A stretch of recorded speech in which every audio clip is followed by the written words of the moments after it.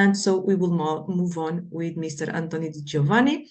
He was born in Malta in 1947 and followed studies at local and United Kingdom institutions in education, the visual arts and design, and history of art and architecture. Following a long teaching and education administration career, Anthony served as National Director of Education, responsible for lifelong learning and adult basic skills. Taking an active role in politics, Anthony was elected the first mayor of his hometown, Figura, in 1993. I hope I spelled the name correctly. He garnered the majority of votes in 4 consecutive elections when he resigned after assuming an executive position with the central government. On retirement, Anthony pursued legal studies at the University of Malta, graduating and joining the bar at 69 years of age. He is very active in NGOs promoting the rights of older persons and is a member of the Advisory Council of the Malta Commissioner for Older Persons. Anthony is the Vice President of Age Platform Europe and of the European Senior Organization. Anthony, the floor is yours. Thank you very much for that very flattering introduction. And thank you also for the invitation, Joanna, and Professor Mar, also for inviting me to this very interesting seminar conference. And I'm overwhelmed, I must say, with the very rich presentations that preceded my talk. And so being the last speaker, so to speak, please forgive me for having some repetitions maybe, but I will try to keep my presentation within the time limit if possible. So by way of introduction, I introduce my organization, Age Platform Europe, which is the largest European network organization for and of older persons, bringing together over 100 organizations in 30 different countries. We aim to voice the diverse experiences and aspirations of the growing share of the older population in Europe and raise awareness on aging issues.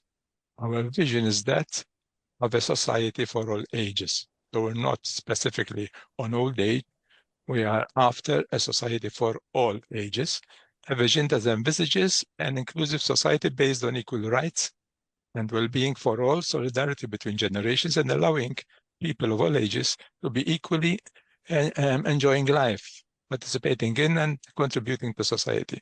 At the same time, each person's rights and responsibilities throughout their life course is to be fully respected. Age celebrates longevity as one of the greatest achievements of mankind. We seek to combat ageism, promote human rights throughout the life course, reduce inequalities, and enable everyone to live a full and dignified life. And so our mission is to raise aspirations and needs of older persons, supporting older persons as self-advocates, and bridging the gap between them and policymakers. We transform our members' experiences and ideas into policy proposals, advocacy, campaigning, dissemination actions, and projects. We support our members' active involvement in the Age Platform's activity and work, having also task forces in different thematics, while promoting mutual learning and networking.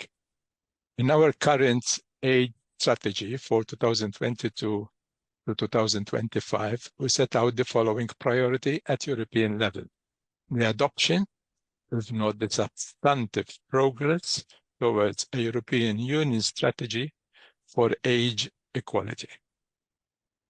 The strategy evolved on an approach based on human rights.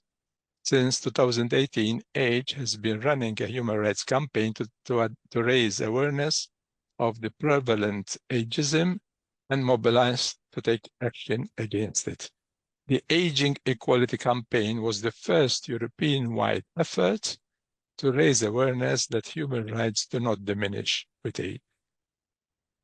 Building on the momentum of the 70th anniversary of the Universal Declaration of Human Rights, a 7-day campaign was launched from the 1st October, the International Day of Older Persons, that is, to the 10th of December, the International Human Rights Day. It rallied older campaigners, researchers, civil society leaders, and policymakers to recall that 70 years after its adoption, Universal Declaration of Human Rights is just as powerful and relevant as it was when the ink was still fresh on its first day. It calls for an equal rights of all ages and raises awareness of the harmful consequences of ageism. Ageism leads to widespread marginalization, as we have already heard, leads to poverty and abuse of older persons, and has negative impacts on their health and well-being. Ageism, though, is everywhere, but we tend to deny its negative effects. We do not consider it as serious and harmful as other forms of discrimination, and we fail to take action to counter ageism. In 2019, the Aging Equal campaign was shaped as an invitation for action to change the way older persons and aging are perceived in our societies. The campaign aimed at breaking down the stereotypes, we've heard about them, of people, of older people being passive and dependent. And we did this through visible activism by older persons themselves. Back in 2019, AGE sent a letter to the then newly elected Commission President Ursula von der Leyen, and subsequently, Madame Dubravka Šuica was subsequently nominated Vice President of the European Commission in charge of demography and democracy, notably with the mission of presenting a green paper on aging. All relevant parties were then invited to participate in the wide consultation. The then trio presidency of the Council of the European Union, composed of Germany, Portugal, and Slovenia, committed to advancing the debate on aging, while Germany made possible the adoption of the European Council conclusions on the rights and participation of older people in the digital era. That was in October 2020. And Germany also coordinated a joint declaration on aging. AGE platform welcomed the green paper, noting, however, the lack of a consistent human rights approach across the document. Although it mentioned the superficial coverage of, it was a superficial coverage of discrimination, even in the fields of employment, despite the EU directive on equal employment. This omission was also reflected in various blind spots in the document. Understanding and addressing ageism is crucial if we are to comprehend the wide societal implications of aging demographies and the new generational mix. Such a rights-based approach starts with the active involvement of older persons in all decision-making processes affecting their lives. While welcoming the Green Paper on Aging, which it initiates a broad policy in line with the EU objective to build a union of equality, AGE called on the Commission to ensure that any follow-up action on aging is based on equality and human rights, and to use all the available EU policy instruments and processes to mainstream aging and advance equality and human rights at all ages.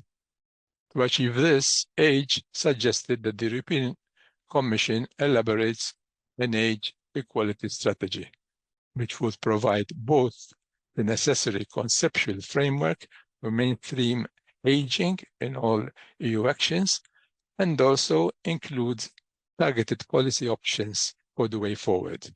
In its proposal for a concrete follow-up of the EU Green Paper on Aging, published in 2021, AGE platform outlined the key elements of the proposed age equality strategy, which includes proposals for action to challenge age discrimination and age stereotypes, the achievement of equal participation in society, and improve equal access to employment, enforce the rights to adequate income, foster access to health and long-term care, improve the mainstreaming of aging across EU policies and initiatives, and equally promote human rights for all ages at international level. The aims of this age equality strategy are to change the narrative around aging based on equality and human rights, to ensure consistency with EU and member states' commitments, and to ensure coherence in the way aging is addressed across European policy, that is mainstreaming, and to apply a rights-based approach into practice. Such a strategy must ensure full and effective participation and inclusion in society as a right for everyone, regardless of age. This area is wide and covers diverse issues such as involvement in decision-making, lifelong learning, access to culture, political participation, which we have not talked about very much today, and access to justice.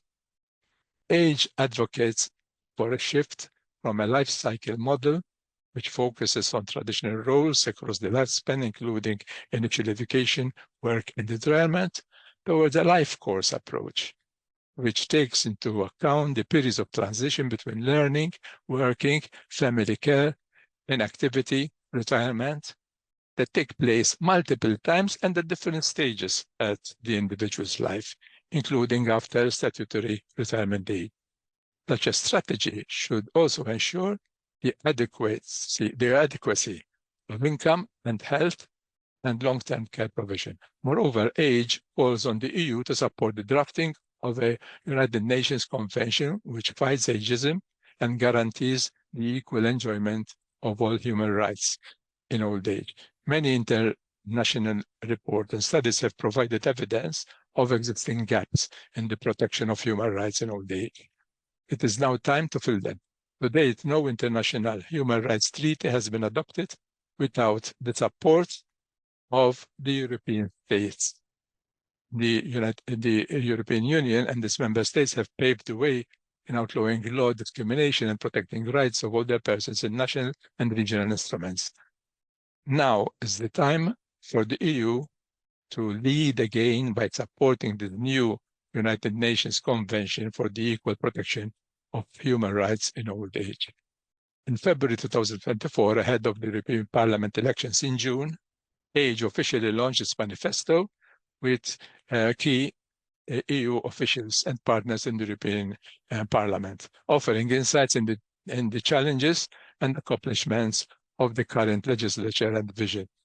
Various MEPs have supported this manifesto, and called for a European age equality strategy. This manifesto was also used in the campaigns in the various nations during the MEP elections in Europe. On the 2nd of October, to mark the International Day of Older Persons, MEP Edoya Mendia and also Marina Pulgerand and Marcos Ross Sempere invited members of the European Parliament for a debate with representatives of AGE Platform, the European Youth Forum, and Eurocarers. AGE took the occasion to reinforce the manifesto recommendations that we have expounded before. The main focus of the event was the launch of our campaign for the creation of a European Parliament intergroup dedicated to a Europe for all ages. This intergroup, supported by the MEPs from various political groups and civil society networks, will aim to develop policies that protect the rights of older persons, of older people, while promoting intergenerational solidarity. AGE member organizations connected with MEPs in their national countries, several of them attending the event and expressing their interest in supporting this intergroup. And let's hope that this intergroup will be one of the few that will be set up in the European Union. In addition to these advocacy actions, AGE is involved in a number of European projects which aim to fight ageism and support the creation of age-friendly communities. These initiatives can help grassroots to be actors of change, which is why this conference presenting the outcomes of the PAGES projects is of particular importance. We hope that the new designated College of Commissioners will hear our calls and deliver on these important points to promote a true society for all ages. Thank you.